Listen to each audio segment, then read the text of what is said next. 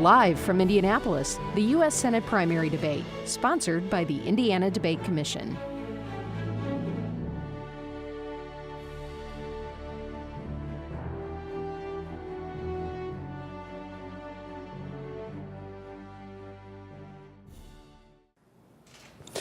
Good evening and welcome to the U.S. Senate Republican primary debate of the independent, nonpartisan Indiana Debate Commission.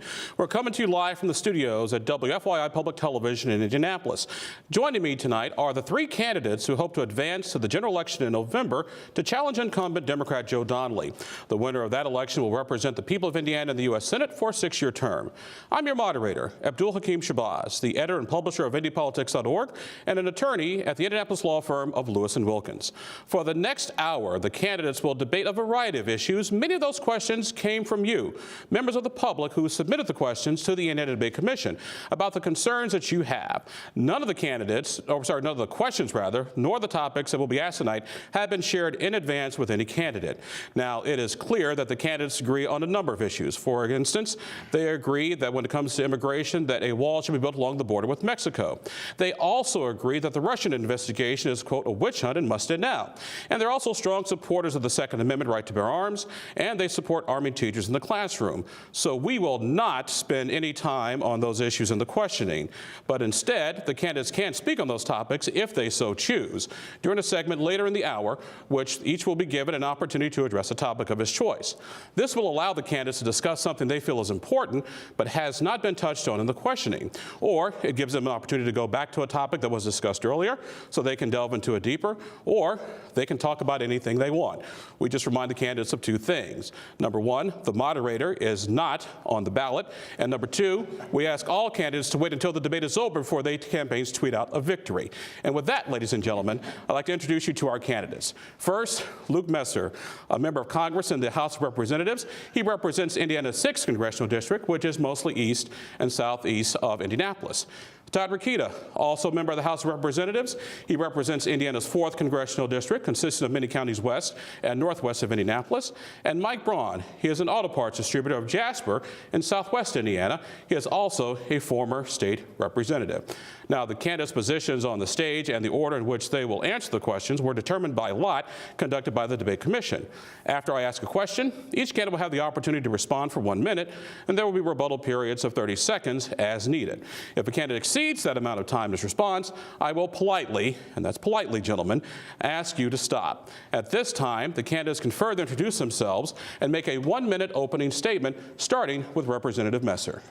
Hi, it's an honor to be here tonight. You know, throughout this campaign, I've tried to stay laser focused on Joe Donnelly. And that's important because, after all, that's really what we're here to choose tonight, is who's the best candidate to take on Joe Donnelly. You know, Joe Donnelly says he's conservative when he's back here in Indiana, but the truth of the matter is he goes to Washington and he votes with his party's liberal leadership 85% of the time. He's not who he says he is. As I've said throughout this campaign, I am exactly who I say I am. I'm a husband, I'm a father, I'm a son of a single-parent mother, and I am a person of faith who is a pro-life, pro-Second Amendment conservative who supports President Trump. Indiana deserves a true conservative in the United States Senate, and President Trump needs a true ally in the United States Senate if we're going to get this country turned around. And as the president says, make America great again. I look forward to the opportunity tonight, and I thank you for watching. Thank you. And now we'll hear from Representative Todd Rokita. Thank you, everyone, for tuning in. You know, this race is coming down to who you can trust to be tough enough to beat Joe Donnelly and support our president in draining the swamp. Is it Mike Braun? He raised taxes 45 times, including the largest in state history, then reduced his own sales tax on his business to 0. And now we find out he has tax liens. He doesn't pay his taxes. He's only going to add to the swamp. And he's been a Democrat his entire life, voting that way. Is it Luke Messer? He doesn't even live in the state. He lives in the swamp. And the second house he has isn't in Indiana either. It's a vacation home in Tennessee. Even worse, he's disparaged President Trump during the election in 2016 repeatedly on CNN. I'm the one you can trust with the fight to drain the swamp and beat Joe Donnelly. I'm 100% pro-life. I have an A rating from the NRA because I believe in the God-given right to defend ourselves, and I've never raised your taxes. I'm ready to end illegal immigration, end sanctuary cities, and I want English as our official language. That's your time, Congressman. And now we'll hear from Mr. Braun. I'm Mike Braun. I'm a lifelong businessman and Republican, a strong conservative, and an outsider. I'm running for Senate because I'm fed up with business as usual in Washington. A little bit about me. I grew up in Jasper, Indiana. Took a small company to a national one over many years. Before that, I got a degree at Wabash in economics, went to Harvard Business School. I moved directly back to my hometown. Proud of that. We now have 850 employees across the country and 65 locations in 39 states. I'm doing it, I think, for the right reasons. And there's a clear difference between us. I'm a career businessman. These guys have been in the game. You're going to hear lots of, I think, lies this evening because they got a poor record, including voting for amnesty and Planned Parenthood. I will go there not for the pay and the perks, but for the right reasons, like the founders intended. Serve and come back home. Look forward to talking about my vision for the future. Thank you. All right. Thank you. And now, ladies and gentlemen, we begin the question period for our candidates. We'll begin with Mr. Messer. And our first question comes from Marie Christine Pence of Plainfield. Now, while her last name may sound familiar, we can assure you she is not related to our vice president. She asks, if you are elected, what are the 3 specific actions you would pursue as a senator during your first 6 months in office? Look, I think our 3 biggest priorities need to be getting after this economy because frozen paychecks are a giant challenge for working families. President Trump is doing that. He needs more allies in the Senate to help him. Strengthening our national security, rebuilding our military. President Trump is doing that, and I voted with him to make that happen. And we need to reform the United States Senate because, frankly, the broken filibuster, whatever it used to be, it contributes to partisan gamesmanship in the Senate that's making it impossible for President Trump to succeed. But to do all of those things, we have to beat Joe Donnelly because Joe Donnelly is standing in the way. And if the listeners out there today get one thing out of this debate, I think it's important that they understand Mike Braun is a lifetime Democrat who voted in Democrat primaries for 38 years. How can Hoosier conservatives trust him to be a Trump-Pence ally and someone who votes for our values? Thank you, Congressman. Mr. Rokita, if elected, what are the 3 specific actions you would pursue as senator during your first 6 months in office? Thank you, Abdul, and thanks for the question, Ms. Pence. Listen, we have to continue to work on term limits. I co-sponsor the term limit bill in Congress, and I believe in term limits. It's just not talk. I served under a term limit as your Secretary of State, and I'm voluntarily term limiting myself now as a congressman. I have the strongest lobbying ban in Congress because you shouldn't use these jobs as a stepping stone for your lobbying career. And I want to help President Trump end illegal immigration by building the wall, a real wall, not a fence that you can pass drugs through. That's why Nancy Pelosi was smiling ear to ear the other day. Just a few miles of some fence, and that's why I voted against that atrocious spending bill. We have to end sanctuary cities. I want to slap handcuffs on local politicians who don't abide by federal immigration law and make them felons. And I want English as our official language so that we can be united as a country. You can't do that unless you have a common language. And we have to continue to work on the spending, of course, Abdul. Thank you. Thank you. Mr. Braun. When I get there, the first thing I'm going to do is not get cozy in Washington. The 2 guys I'm running against have built a career in politics, and they can talk a good game here, but they've got a record to defend. When I get there, I'll be able to walk in and talk about things like health care, because I've had to deal with it in my own business. I'll be able to talk about infrastructure because we addressed it in a state that these 2 guys now, one guy was saying do the same thing back when he was on record and was for indexing fuel taxes. You've got to be careful. When guys are saying stuff and calculating their votes based upon wanting to stay in politics, it's tricky. For me, I've got real-world experience on how to deal with these problems. Why would you trust 2 folks that have been part of the problem for this amount of time? You're never going to get any change in D.C. if we keep recycling the same guys from the farm system of politics. Let's try to do something a little different, and I'd be the guy to do it. Thank you. Gentlemen, would you like to take advantage of the 30 seconds for rebuttal? I do. Yes. Well, let's go Glad we'll to. go to Congressman Rokita first, then Mr. Messer, then Mr. Braun. Mr. Rokita. Yeah, it's funny. We talk about records here, and we have Mr. Braun, who's on record for authoring the largest tax increase in Indiana history, plus 45 others. At the same time, reducing to zero the sales tax on his own timber business. That's the height of hypocrisy. That's the last thing we need as a record. I'm on the Infrastructure and Transportation Committee in the House, and we passed a bill, a 5-year road funding bill that didn't raise taxes, didn't borrow money, and gave Indiana $1 billion a year for 5 years. That's how you lead. Thank you, Congressman. Mr. Messer.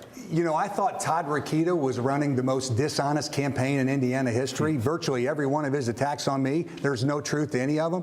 But until I saw Mike Braun's most recent ad, where he stood before Indiana voters and called himself a lifetime Republican when he has voted for 38 years in Democrat primaries. He spent $6 million in this campaign. He never supported a Republican during any of those years. And the best I know, he can't even demonstrate a picture of a Republican yard sign in his yard during those years. And suddenly we're supposed to believe him. Thank you. Mr. Braun. This is what you get out of two career politicians that are taking their last gasp. And I've voted only in local elections to lean in on doing something in my own community. My wife is here, and you ask her, Luke. We were lifelong Republicans and voted only to sway local, in our local races. And Congressman, you're going to interrupt or let me finish? Please let me finish. And when it comes to the gas tax, Governor Daniels, Governor Pence, and Governor Holcomb's signature legislation, and all state legislators were for that bill. Thank you, sir. Actually, gentlemen, we got a lot of questions to get through. We have a Lincoln Douglas era period coming up where you are more than happy to go after each other as much as you want within time constraints. But let's move on to the next question. And we begin with Congressman Rokita. Each one of you has repeatedly, this is a general question from our audience. Each one of you has repeatedly emphasized your strong support of President Trump. And we receive more questions about that than any other topic. Some ask, if you disagree with the president on any of his policies, and if so, what are they? Congressman Rokita, we'll start with you. I think President Trump has done a great job as president. I mean, more deregulation in 1 year than even President Reagan was able to do in 8 years. Tax cuts that are returning $1,000 bonuses to Hoosiers and Americans alike, $85 on average back in your paychecks. I think he's doing a great job. The president knows that I have his back when he needed it most against crooked Hillary Clinton. Meanwhile, Luke Messer on the Clinton News Network, otherwise known as CNN, disparaging the president repeatedly. Mike Braun, nowhere to be found, probably because he was voting Democrat. And by the way, Mike, you mentioned Governor Daniels and Governor Pence and others. If you're voting Democratic in your county, you couldn't even vote for them in the primary. That's the problem. And that's why you shouldn't be running to try to buy a Senate seat. Now, President Trump's doing a great job, but because he knows I have his back, if there is a policy disagreement, it's going to be a healthy disagreement, and that's who you need in the Senate to always put Hoosiers first. He knows that I have his back during the elections when these guys weren't around. Thank you, Congressman. Mr. Braun. Here's where it's tough on a couple old career politicians. So the one on the right, never Trumper, even after he was a nominee. And that's because he's so establishment, he didn't want somebody from the outside to come in because it's going to shake up his career. And this guy over here, he is on record. President Trump is vulgar. President Trump is not presidential. And only came around when it was inevitable. You're quoted as that, Todd. It's heck to have a record. You can't trust people that say one thing. Now, it's different if it's 20 years ago. This is just a couple years ago. And President Trump was an outsider, a businessman. He doesn't want more people from the swamp, career politicians, and neither one of them, with any honesty, they've changed their tune. I'm on record as saying President Trump was the inspiration for why I ran, and he needs more reinforcements like me, not two guys that have changed their tune very recently. Thank you. Congressman Messer. Look, nobody agrees with anybody all the time. I mean, I'm married. I think anybody that's married out there knows you occasionally disagree with your spouse, don't you? I mean, so there are disagreements. But let me tell you what I've learned in dealing with this president. is that he has an unconventional way of doing things, and he comes out of the gate with some strong opinions, and he virtually always gets back to the right place. Look, President Trump's unconventional leadership has led to a moment in the world history where North Korea and South Korea is coming together and talking about having North Korea disarm their nuclear program. If that happens, President Trump deserves a Nobel Peace Prize. I think the thing that voters have to ask themselves today is who has the record of being a true ally for President Trump? Todd Rokita says he has the president's back. Look, the president's campaign made Todd Rokita pull down campaign advertising because he was faking the president's support. And Todd doesn't vote with the president on the tough governing votes either. Mike Braun is a lifetime Democrat. He wants you to say shake it up. Thank you. Thank it you, would shake it up to have a lifetime Democrat be our nominee. Gentlemen, I know you have 30 seconds for rebuttal, but I would be appreciative if in your rebuttal you could answer my original question and give me specific policies where you might have a difference of opinion with the president. Mr. Rokita, we'll start with you with the first rebuttal. You know, I'm going to tell you, I'm very proud to have the Trump Indiana 2016 endorsement. They didn't endorse these two guys, although both asked, because they knew who had the president's back. These two guys are about obsessed with cardboard. One has cutouts, the other one's talking about yard signs. When I talk with the president, we're not talking about yard signs. He knows I have his back. I was against that spending bill, and the president didn't like it. I could tell you that. Although he signed it, it was foisted on him by the Republican and Democrat establishment. And that's what we have to stop. $1.3 trillion in overspending. Mr. Braun, you have 30 seconds. Could you, in that 30-second rebuttal, could you throw in a place where you might disagree with the president? I mean, what I've seen so far, I'm going to agree with him on most things because he's going to approach it as an outsider, as somebody that's thinking out of the box.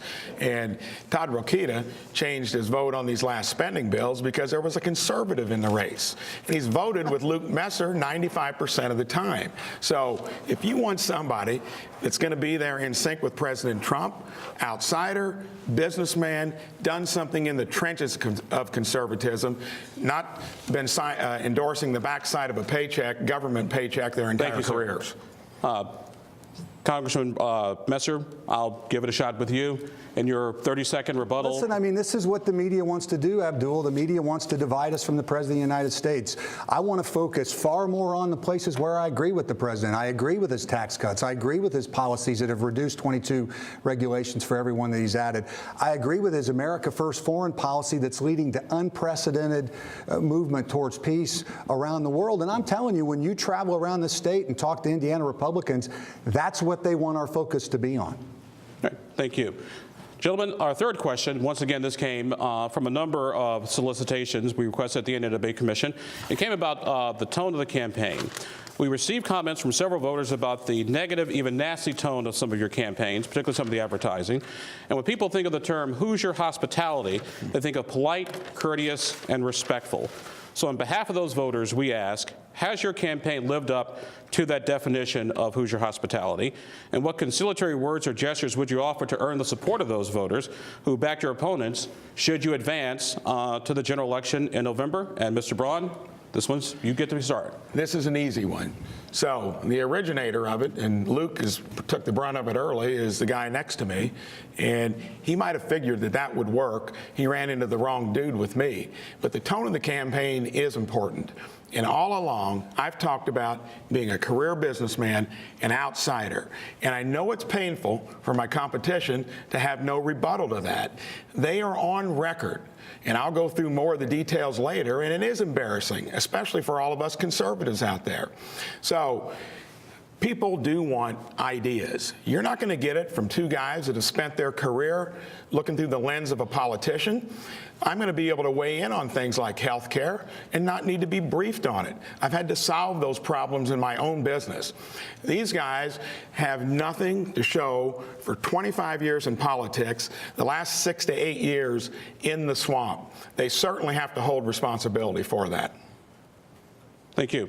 Mr. Messer, the tone of the campaign. Well, listen, I've tried throughout this campaign to stay laser focused on Joe Donnelly.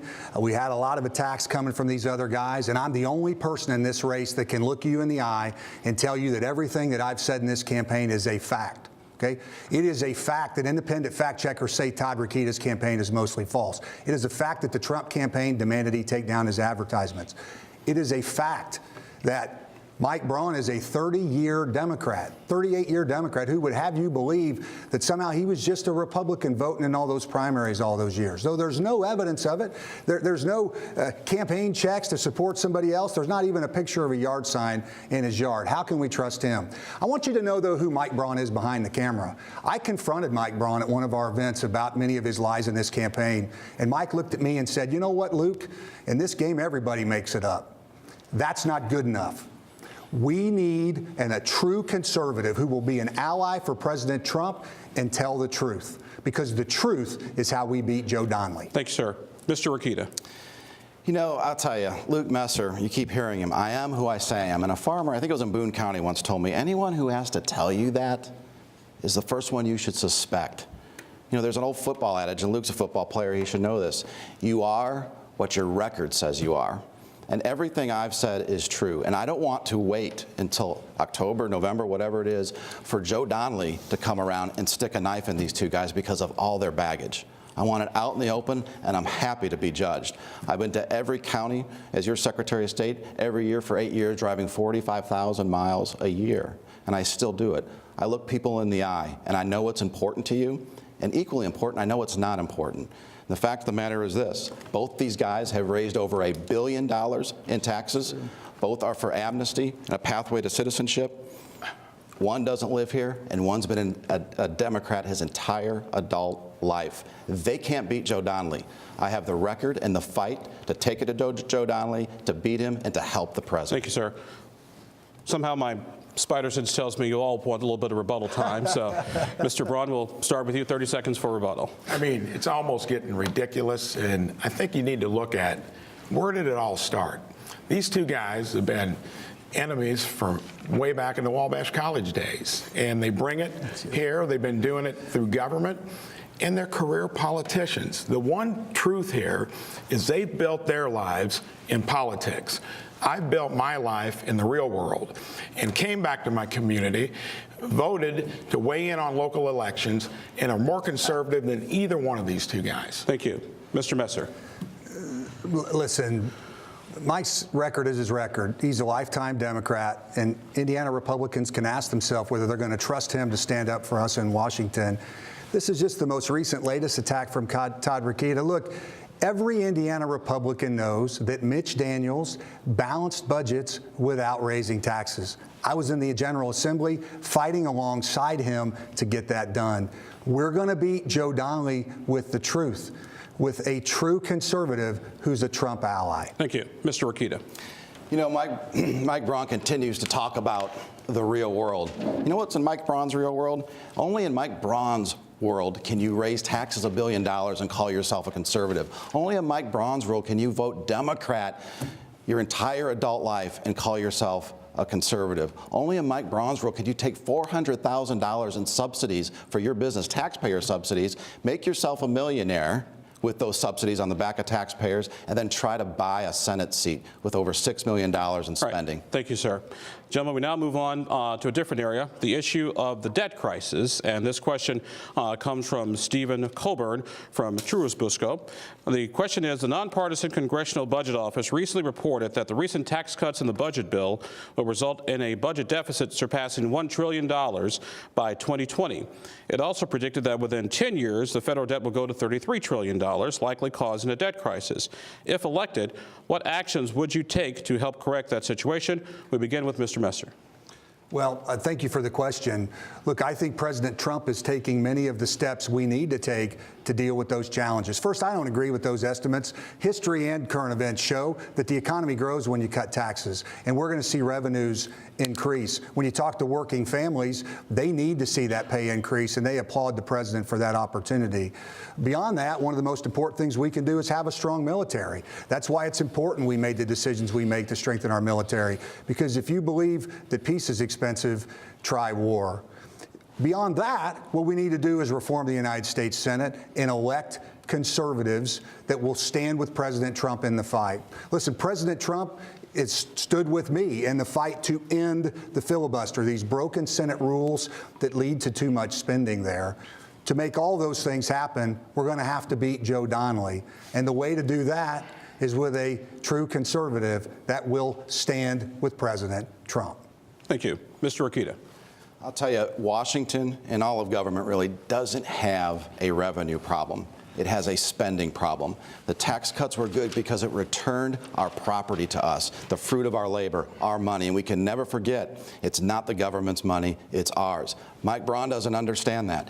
He thinks he's a businessman. Every solution he's had in his long career in public life has been to raise people's taxes. We need to cut spending. That's why I voted against a $1.3 trillion spending bill that put that debt on the backs of our kids and grandkids. It was ridiculous. It didn't end sanctuary cities. Luke Messer voted for it. Didn't end sanctuary cities. Continued to fund Planned Parenthood. Did not build the wall, just a couple miles of some fence. It's absolutely ridiculous. You got to send real leaders to the Senate. Luke Messer mentions this PolitiFact stuff. That's a liberal organization that rubber stamps Democratic ideas. Of course they're going to rubber stamp Luke Messer's campaign because he's the weakest candidate and the one that they want to go against Joe Donnelly. Thank you. Mr. Braun. Here's where it really gets funny. 3 years in the state legislature. And these guys have been in politics for close to 25 years each. They've got a record. They've been in D.C. Todd 8 years, Luke 6. Voted alike 95% of the time. And for all the spending bills during the Obama years. And they're on record. Todd only voted differently on these last two because I'm here. I'm a conservative that's holding him accountable. I've had to do a budget for 37 years in my business and grown it at 27 or over 20% a year. That's tough to do. These guys have had their money given to them by taxpayers like me, and they've been part of the problem. You can't send two career politicians there that are calculating their votes to get reelected and based upon who wrote them a campaign check. I've lived it and done it in the real world, and believe me, I'll do it when I get there. Thank you, sir. Any gentleman like to take advantage of the rebuttal? Yes. Mr. Messer. Yeah. Let's start with you. We'll just go right down Let's the just order. respond. Mike was the last one to talk. A lifetime Democrat doesn't become a conservative Republican overnight. Let's go through some of the presidential nominees why Mike was voting Democrat. Yes. Jimmy Carter, Walter Mondale, you got John Kerry, Bill Clinton, Barack Obama, and that's just some. If you are a conservative, you vote conservative. And I think Indiana Republicans have to ask themselves, are they going to allow someone who voted 38 years in Democrat primaries to be our nominee? And let's, thank you, Abdul. And let's think of the Republicans he didn't vote for and could have. Rex Early, Steve Goldsmith, Eric Miller, Mitch Daniels, and the list goes on and on and on. You know, I'm from Lake County, a very Democratic area, and there was a lot of votes that we're going to bring from Northwest Indiana that other Republicans won't be able to get. And I'll tell you this, we always found Republicans to vote for because that's how you build the Republican Party. And Mike, don't talk about paying taxes. You don't pay yours. You have liens on your business. Mr. Braun. You know you're circling the drain, and it's fun to watch it when that's all you've got. And they have no idea. We never pay your taxes. And just remember, gentlemen, we have 10 minutes to our Lincoln Douglas era, so you'll be more than happy to say whatever you want. Mr. Braun, please. And I want that time added back there since he interrupted. But I never voted for a Democrat at the state or national level. And we did it solely to weigh in on our local races. I wasn't calculating to become a career politician like the two of you. I was doing something in the real world. And I know it's hard to take when you're going to be put out of a job. And I'm going to do it. Thank you. For those of you just joining us, you are watching the U.S. Senate Republican primary debate sponsored by the independent, nonpartisan Indiana Debate Commission. Our candidates on stage tonight are Congressman Luke Messer, Congressman Todd Rokita, and former state representative Mike Braun. Gentlemen, the question of foreign affairs has come up, and Mr. Rokita will begin with you. Dealing with international issues is an increasingly important strategic and tense part of Congress. What about Syria, Iran, and the rest of the Middle East? Our relations with Russia, China, and the nuclear ability of North Korea are just a few examples. Have you been involved in foreign affairs during your time in Congress? And to Mr. Braun, for you, the question specifically is, what experience and insight do you have in foreign affairs to bring to the Senate? Mr. Rokita, we'll start with you and just work our way down. Thanks for the question. I thought you were going to have me talk about all those different foreign affairs issues in 1 minute. Absolutely. You know, one of the principal jobs of a U.S. Senator is to be able to talk articulately and have strong positions on foreign affairs. That's where we have to get rid of Joe Donnelly. He gave Iran, at the behest of President Obama, $150 billion so that they can do, quote unquote, economic development. You know what economic development is in Iran, especially with the Iranian government? It's terrorism. And so we found Joe Donnelly's mistake through money in Syria. That's hurting our ally Israel. That's putting us in certain danger. And now there's news reports that that money has gone all the way to North Korea. So we have to have someone strong who has good Hoosier values and good judgment.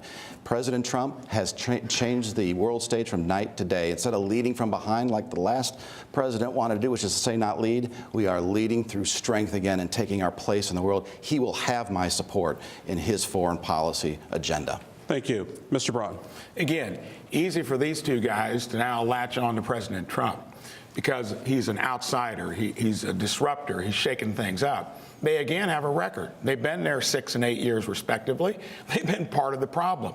What we need there are folks that think differently. We don't send the cream of the crop to D.C., people that calculate it for a career. One touts himself as a very hard worker, the other one with political aptitude. Well, aptitude doesn't take much. It's more about your backbone than when you get there.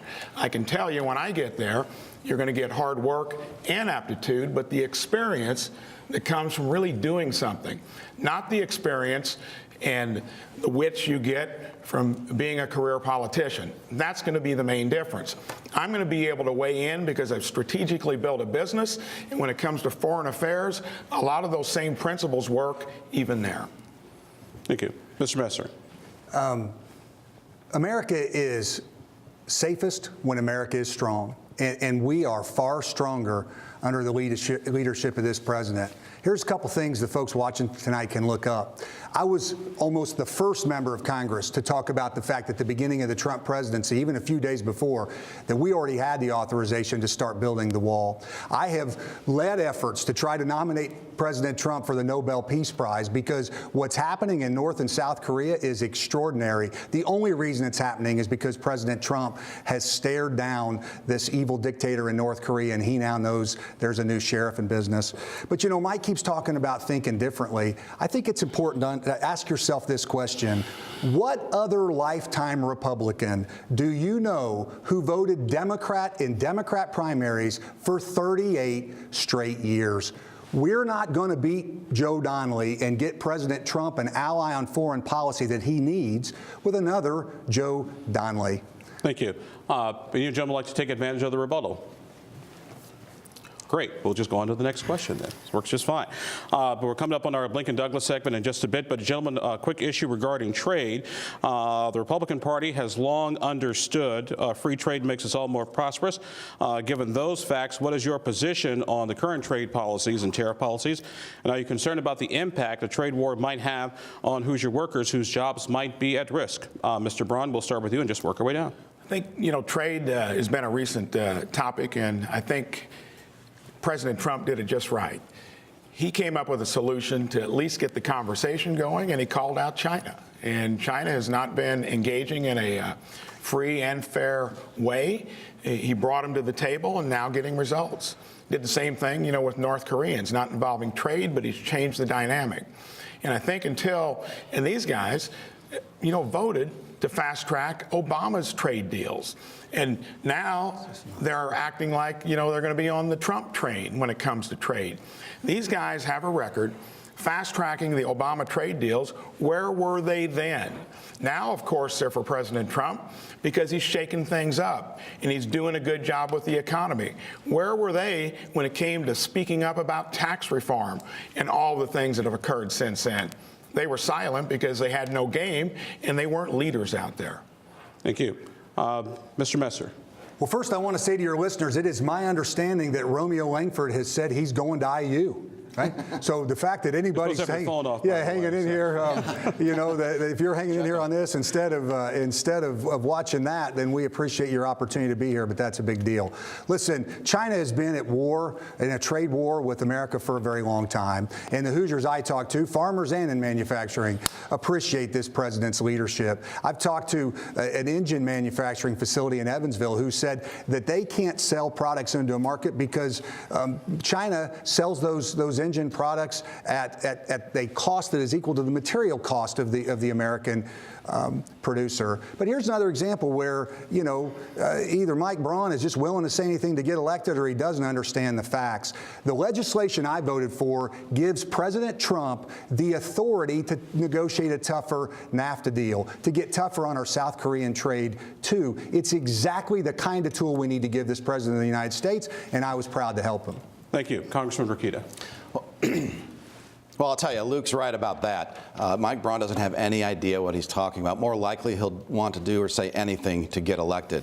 You can't have 535 members of Congress negotiate a trade deal. That's why you fast-track it. The same exact authority President Trump is asking us to give him now. That's how you get a better trade deal. I am for his targeted tariffs. I was just talking with an employee at Nucor Steel just today, and he was saying how important it was so that we can get the manufacturing sector back and steel production back in this state and across our nation so we can make things again. That's very important. I was with farmers just last week, and yes, they are concerned, and I'm going to watch out for them. And if they are inequitably harmed, or any sectors inequitably harmed, once we have objective information, we'll tweak it. But you can't get a better deal by doing things the way they've been done for the last decades, and that's what President Trump is changing. Mike Braun, the only thing he knows about trade is that he imports products from Mexico to displace Indiana workers, making millions to buy a Senate seat. Thank you, sir. Mr. Braun, you want to use your 30 seconds for rebuttal? Let's make it clear. They voted to fast-track Obama's trade deals. Now they're acting like it's a tool for President Trump. They're on record doing that, just like they were on record for increasing spending and debt $500 billion, just like they're on record for voting for executive amnesty and Planned Parenthood. It's in the record. They can't escape it. I know it's tough, and they try to segue to try to twist it. It's just the truth. That was Obama's fast-tracking, and look at the trade deals we got into. We're now fixing them. Thank you. Congressman Messer, you're up next. Not one trade deal passed under Obama with the authority you've cited. Not one, Mike. And you know it. But listen, if you're a 38-year lifetime Democrat who's trying to hide that from Hoosiers, I guess you'll make up anything to try to convince people of something different. The challenge for Mike Braun is as people are starting to learn the truth about who you are, your campaign's collapsing. Congressman Rokita, any rebuttal or? Yes, thank you. Not one trade deal passed for President Obama. We made sure of that because they were bad deals. Mike Braun has no idea what he's talking about because he doesn't understand the issues and doesn't care to understand. He is running a TV ad war, spending $6 million to try to buy a Senate seat. My fellow Hoosiers, don't let him do it. He is a Democrat in disguise. The only thing he knows how to do is raise your taxes, the largest in state history. Thank you, gentlemen. We now come to the segment of tonight's debate where the candidates can speak on a topic of their choice. The first candidate will introduce a topic and speak on it up to a minute and a half. And then the next two will follow up on that same topic for the maximum of 1 minute each. And then the candidate will introduce the topic. We'll close it out with up to 30 seconds. Don't worry, we got it all figured out here. The other two candidates will then get the same opportunity to speak on a topic of their choice in that rotation. And first, we will hear from Congressman Luke Messer in this Lincoln Douglas portion of our debate. Congressman, you have 90 seconds. President Trump needs an ally in the United States Senate.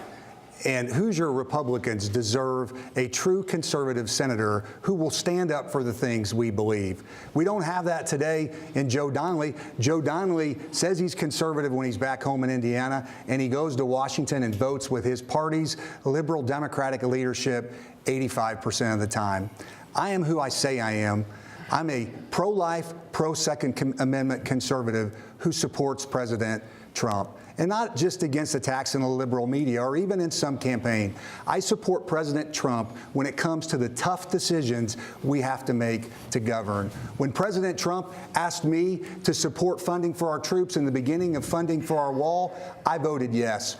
My opponents on the stage have said they would both vote no. When President Trump asked me to support national security reforms and infrastructure reforms, one of my opponents led the fight against those reforms. Hoosiers need a true conservative in the United States Senate. President Trump needs a conservative ally in the United States Senate. And that's the kind of conservative that's going to beat Joe Donnelly. I'm Luke Messer. I am who I say I am. I'm a pro-life, pro-Second Amendment conservative, and together we're going to beat Joe Donnelly this fall. Congressman Rokita, you have 60 seconds to respond. Sounds really slick. You know, it is. All Luke Messer can do is pander to the president now because he was working against the president. And that's why the Trump Indiana team from 2016 didn't endorse any of these two. They endorsed me because through thick and thin, we stood with the president against crooked Hillary Clinton. And those of you viewing tonight who did the same thing, thank you. We literally saved the country. I think it's that Luke Messer is belittling the volunteers, thousands of them, including Rex Early and Tony Samuel, by not agreeing that they've endorsed me and that the Trump Indiana 16 team is for me because I was for them saving this country.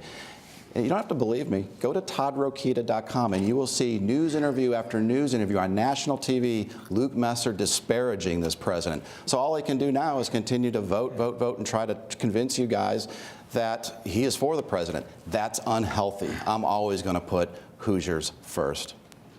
Thank you. Mr. Braun, you have 60 seconds to respond. So Luke Messer, out there on TV, look at all the clips, didn't like President Trump from the get-go, was a never Trumper, and still, after the nomination, had to be convinced. The guy next to me here, he called the president vulgar and not presidential. And when it comes to the support he's getting in Indiana, I don't think that's coming from the president and Vice President Pence themselves.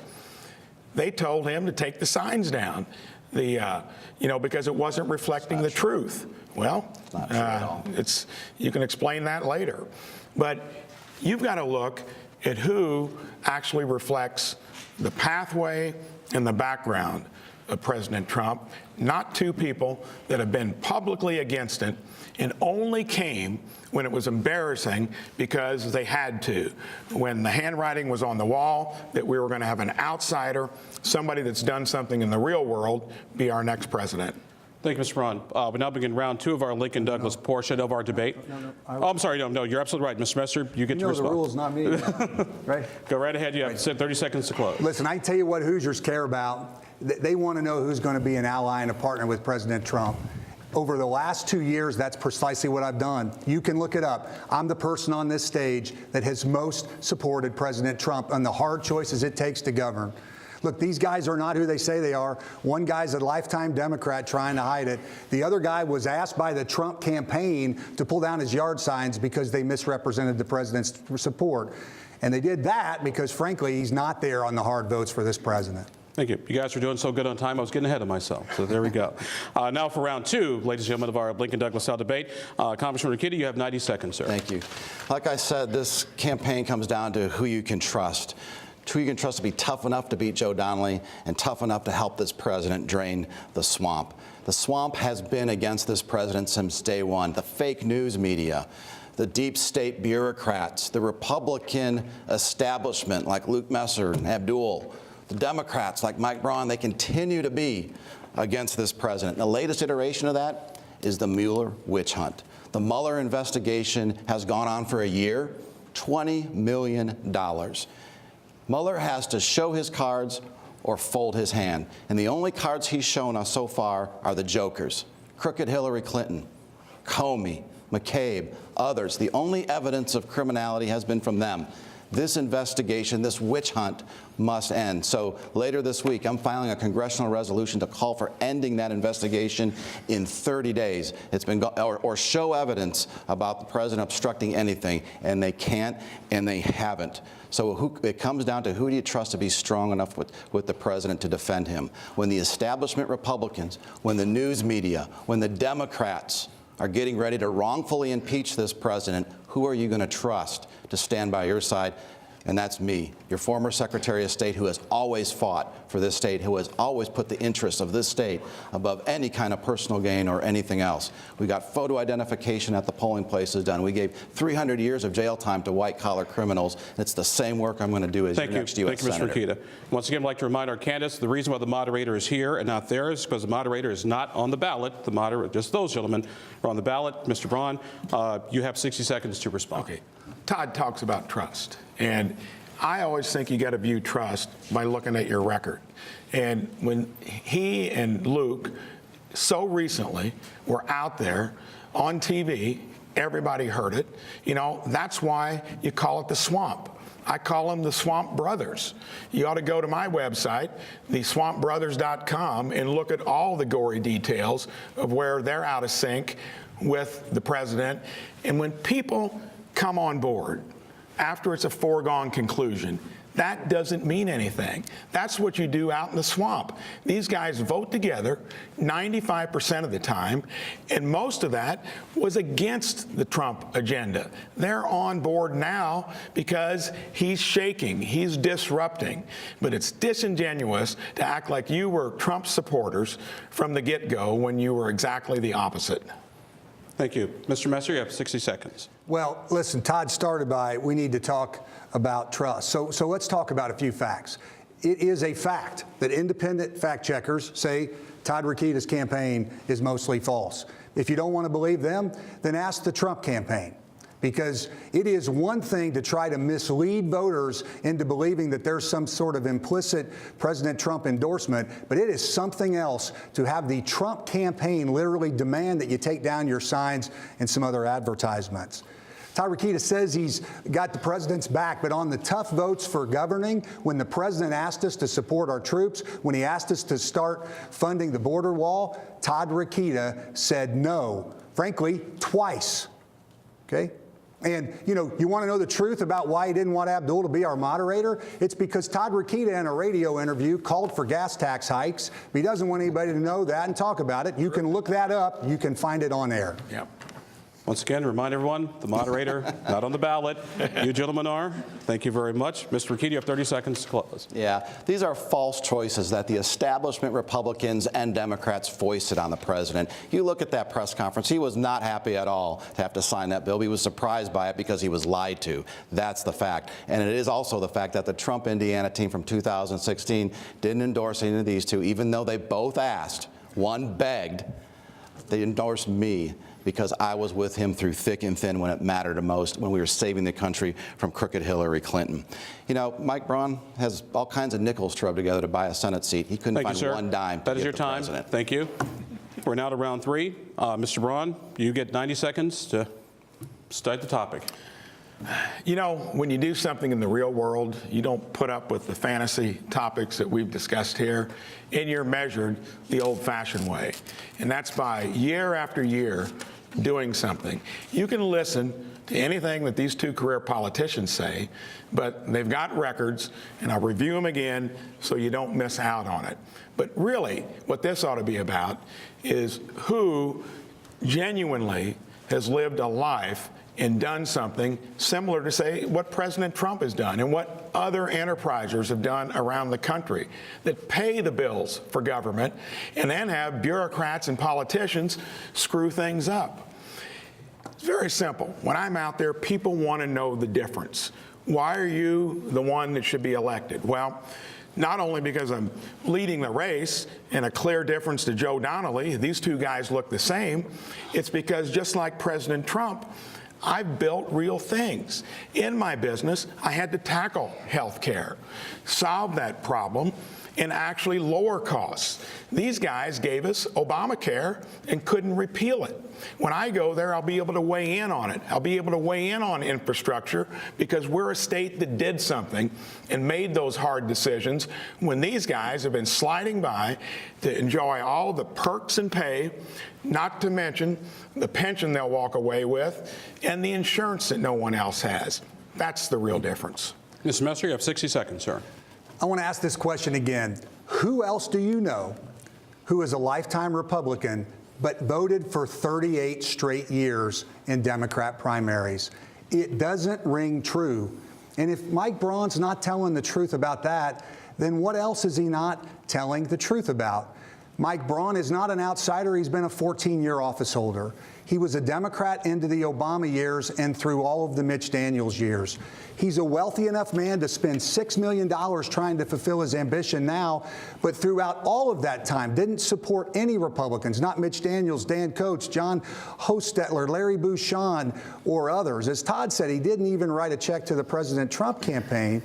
Listen, we already have a lifetime Democrat senator who says he's conservative and who says he'll work with President Trump. We need a true conservative senator that we can trust. That's who I am. That's why I asked for your vote. Mr. Rokita, you have 60 seconds, sir. Yeah, thanks. I think we should be offended. This man just said he didn't bring up any issue and just said these issues have been make-believe so far. I think these issues that have been covered so far are very important to us. And he doesn't understand that because he's running a cardboard cutout campaign. He has no substance behind him, and yes, he's been a Democrat his entire life. Here's something else he did. He's been on the school board for 8 years or so in his county. He ushered in Common Core. He took Obama's race to the top bait money, and in exchange for that money, he issued Common Core in his county. I ended Common Core at the federal level through a bill I wrote for over 4 years, co-sponsored and got passed. To Luke Messer's credit, he voted for it as well. We ended Common Core at the local level. Mike Braun continues to foist it on his voters and his taxpayers at the local level. And we're winning the race. I'm pleased for everyone that's voted so far. We're 10 points ahead on scientific polling for those who've already voted, and I ask you to come to the polls and vote. Thank you, sir.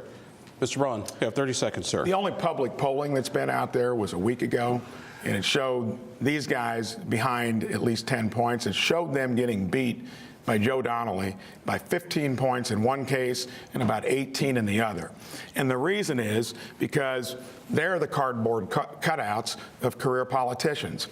If you're going to where you're saying serving on your school board can't put you in the same class as guys that have spent 25 years in politics, that's laughable. They're circling the drain. They know they're losing their career job, and thank goodness. Thank you. All right, gentlemen, back to the Q&A part. Before we end up with our closing statements, one of the questions the Debate Commission got, ironically enough, was about medical marijuana. Can I ask you, so is this the last question or the close? This is the second to last question, then we'll get to the close. And who's up? Mr. Messer, you'll be up. Quite simple, ladies and gentlemen, Illinois, Michigan, Ohio, states around us that had a law that has legalized marijuana in one capacity, either medicinal or for recreational. It's a time for Indiana to look at medicinal marijuana and Congress enact a law, leave it up to the states. Because of our short time, I'm going to see if you gentlemen can do this in under 60 seconds, and we'll just go straight to our close. 30 seconds? 30 seconds if you can. Listen, in 30 seconds, my answer would be this. At a time when our state is dealing with an opioid crisis, I don't know why we would open the door to the biggest gateway drug that's frankly known. I believe in federalism. We have a federalist system. There are some other states that are looking at this. I just see no reason why Indiana should get in the front of the line. What I want to do is stand with our law enforcement, and I want to get busy trying to deal with the opioid crisis, not open the path to new drugs. Thank you. Mr. Rokita? I stand with our prosecutors. I stand with our law enforcement. I stand with our Attorney General Curtis Hill, who don't want this gateway drug because it will make the opioid crisis worse. It will make our drug crisis worse and more expensive in human life and in money, in our taxpayer money. So we have to be very careful. At the same time, our oldest son, Teddy, has a very rare and severe neurological disorder. He'd be helped by the oil where the THC is removed. So that I think we can continue to explore and find ways, but the linchpin is to remove that THC so it's not a gateway drug. Thank you. Mr. Braun? I think it's clear on recreational marijuana. When it comes to medical marijuana, I think that's going to be decided by the states. It's happening just in front of us. And I think I believe that the power should be returned to local governments and state governments, and I think that'll work itself out over time. That's where I stand on that. Thank you, gentlemen. That was our final question, ladies and gentlemen, for the candidates. And now we get ready to move into closing thoughts and closing statements. And we will begin with Congressman Rokita. You have 60 seconds, sir, for your closing statement. Thank you very much. Again, this comes down to who you're going to trust to be tough enough to beat Joe Donnelly, to be the true ally for President Trump in the Senate. And I have the fight and the record serving the state to get that job done. Those of you who know me know that that's the case. We fought the battle to have photo identification at the polls, and now 30 states. We were the first, and now 30 states are able to do that. I'm 100% pro-life without exception or apology. I have an A rating from the NRA because I understand that we have a God-given inalienable right to defend ourselves. And I'm the only one up here that has never voted to raise your taxes, and I never will, because that's not the solution to anything. I want to help President Trump end the illegal immigration problem by building a real wall, by ending sanctuary cities and slapping handcuffs on those local politicians who don't abide by the law. I want English as our official language to unify us. I have the fight and the record to get all this stuff done, including having term limits and the most aggressive lobbying ban on the Hill, so that we don't have this as stepping stones for future lobbyists. Thank you very much. Thank you. I appreciate your vote. Mr. Braun? You know, President Trump was right. He made a clear statement. We do not need more career politicians in Washington. We need people that have lived things in the real world. Regardless of what these guys have thrown out, it's mostly doesn't make sense because they've never done anything in the real world. They've been endorsing the backside of government or political checks for their entire career. I've been signing the front side, creating jobs, having families work for me year after year. You need folks that have lived in the real world. If you're trying to send the same kind of people that we've been recycling through the farm system of politics, you're going to get the same results. I want to make it really simple. Todd Rokita is a lawyer that never really practiced a career politician. Luke Messer is a lawyer that never really practiced career politician. Joe Donnelly is a lawyer that never really practiced career politician. I'm an entrepreneur that's did it in the real world. I ask for your support and your vote. Thank you. Congressman. You know, there may not be a better indication of who these guys really are than the answer a couple questions back where they both cited phony poll numbers to try to trick you somehow in this campaign. I can tell you this, Hooters don't care about those poll numbers. They care about the truth. We're going to win this campaign because I am who I say I am. I'm a pro-life, pro-Second Amendment conservative who supports President Trump. I've got a record that proves it. These guys are not who they say they are. One guy got asked by the Trump campaign to pull down his advertisements because he was faking the president's support. The other guy can try to cover it up all that he wants. He's a lifetime Democrat, and a lifetime Democrat doesn't become a conservative Republican overnight. Our best weapon against beating Joe Donnelly is the truth, because Joe Donnelly's not who he says he is. He says he's conservative, and he votes with their party's liberal leadership 85% of the time. I am who I say I am. I'm going to support President Trump.